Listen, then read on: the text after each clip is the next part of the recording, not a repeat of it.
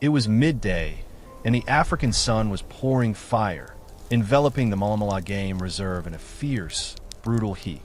The heat was not just a temperature. It was an invisible predator, forcing every creature to seek shelter or surrender to exhaustion. The air was eerily still, broken only by the incessant buzzing of insects under the parched scrub. On a barren mound of earth, devoid of any shade, lay a figure as still as a bronze statue, covered in dust and weariness. This was Gideon, the old baboon. His fur was faded, and his body was gaunt from the long struggle against age and hunger. The troop had been forced to leave Gideon behind because he no longer had the strength to withstand the heat and the long journey of survival. He sat there, exposed to the intense heat, neither running nor resisting. He knew that the heat and the solitude would end his life faster than any predator. But in Gideon's deep-set eyes, there was no fear, only the dignified acceptance of a warrior who had reached the end of his days. And then, two sand-colored shadows appeared in the distance, moving slowly but with immense power. They were Kaiser, the male lion with the dark mane, and Leona, the lioness with the muscular build, both taking advantage of the prey's weakened state under the devastating sun. Their eyes, cold and full of hunger, converged on Gideon's lonely form. The circle of destiny, reinforced by the day's cruel heat, was closing in. Kaiser and Leona were not in a hurry. They moved slowly, savoring every moment of their dominance. Kaiser, with his thick black mane casting a shadow over his shoulders, led the way. Leona followed behind, like a drawn arrow, ready to strike whenever the leader gave the signal. Their sand-colored coats were nearly invisible in the blazing sun. Only the heavy, deliberate steps on the dry ground betrayed their deadly presence. Gideon remained still. The old baboon had used his last ounce of strength to maintain this dignified posture. His body was tragically small compared to Kaiser's immense bulk. The distance narrowed, 20 meters, 10 meters, and then only 5 meters. Kaiser finally stopped. He lowered his head, his amber eyes fixed directly on Gideon. In this moment, Gideon no longer saw Kaiser as merely a predator. He saw the reflection of the law, of the unchangeable circle of life and death. And Kaiser also sensed something unusual. He had hunted hundreds of prey, and there was always fear, trembling, and resistance in their eyes. But here, in the eyes of this old baboon, there was only composure. The stillness made Kaiser hesitate. He let out a small growl, testing to see if the prey still had any instinct to flee. But Gideon did not move. The old baboon simply closed his eyes slightly, as if savoring the last wave of hot air. In that frozen moment of confrontation, Gideon's mind flashed through memories. The cool feeling of morning dew when he was young, the warmth of protecting his troop, and the pain of losing loved ones. It was a complete life. He had lived, fought, and loved. And now, it was time to rest. The exhaustion of the body had dissolved all fear. Leona did not understand the delay. She tilted her head slightly, restless. She took a step forward, ready to leap. But Kaiser raised his foreleg, stopping her with a stern look. Kaiser, accustomed to the chaos of the hunt, suddenly respected the peace Gideon was bringing. Old Gideon looked up at the scorching sky, where the midday sun stood fierce as a final verdict. He took a heavy breath, inhaling the smell of dust, dryness, and lion. He bowed his head forward, seemingly offering himself. His life was about to end under this blazing sun, but he had chosen to conclude it with dignity, not with cowardice. Kaiser began to move closer, opening his jaws. Just as Kaiser was preparing to deliver the final blow, nearly a kilometer away, Ranger Sarah was conducting her midday patrol. She was an American, but her spirit had fully assimilated into the rhythm of the African savanna. Sarah was the image of dedication.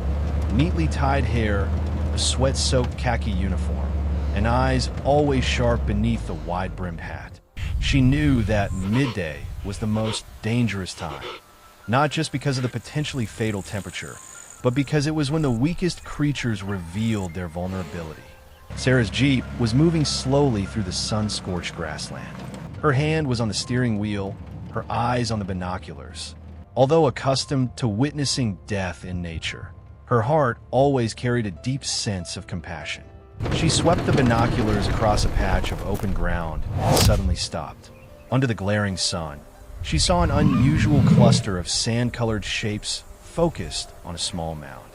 Through the lens, the scene of life and death was clear. Kaiser and Leona standing near an old baboon. What chilled Sarah was not the act of hunting, but the stillness of the prey. The baboon was sitting. It was not trying to run. Sarah immediately recognized Gideon, the old baboon her team had been monitoring due to his frail condition. Gideon was so exhausted that he had accepted death. Sarah gripped the steering wheel, her internal struggle intense. The first, inviolable rule of the reserve was, do not interfere with the natural hunting process. That was the law that had kept this ecosystem balanced for millennia. But was this natural? Or was it a cruel combination of disease, old age, and extreme temperature that had stripped away every chance of survival? In a split second, Sarah told herself, Gideon had lived a full life.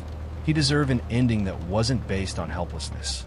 She could not stand by and watch an old creature, who had already accepted his fate, endure the agony of a chase. Compassion outweighed all rules. She decided she would not save him from death.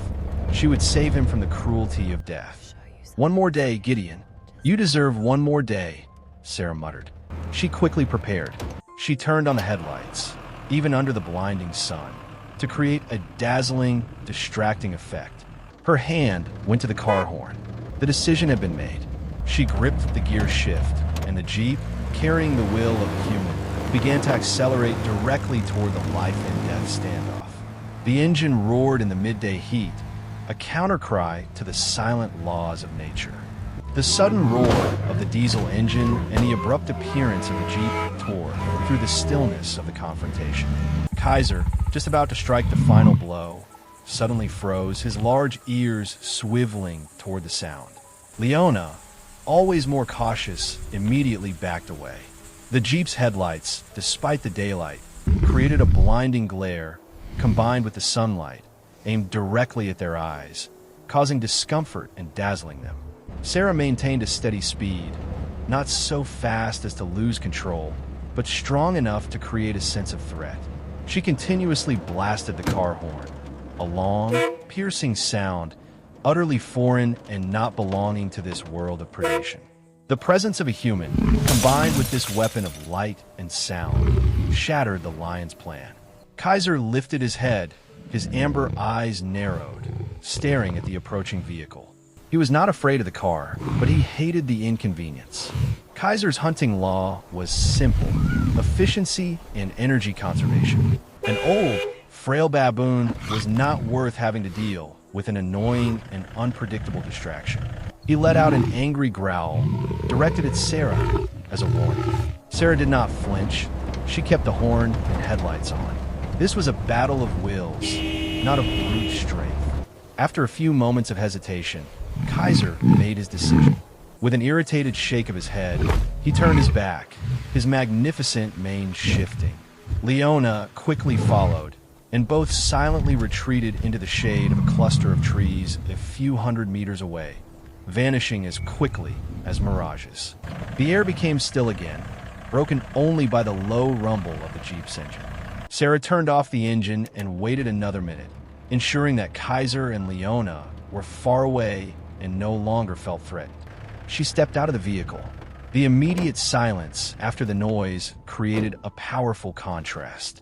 Sarah walked cautiously toward Gideon. The old baboon was still sitting there, trembling slightly. He had not run when the lions retreated, and he did not run now as Sarah approached. He looked at her with tired eyes, not with fear, but with confusion and perhaps gratitude. Sarah knelt down a few steps away from him, her voice soft and reassuring, completely different from the car horn. "It's all right, old friend. I'm going to take you." She took her water bottle from her backpack and slowly poured a little water into the palm of her hand.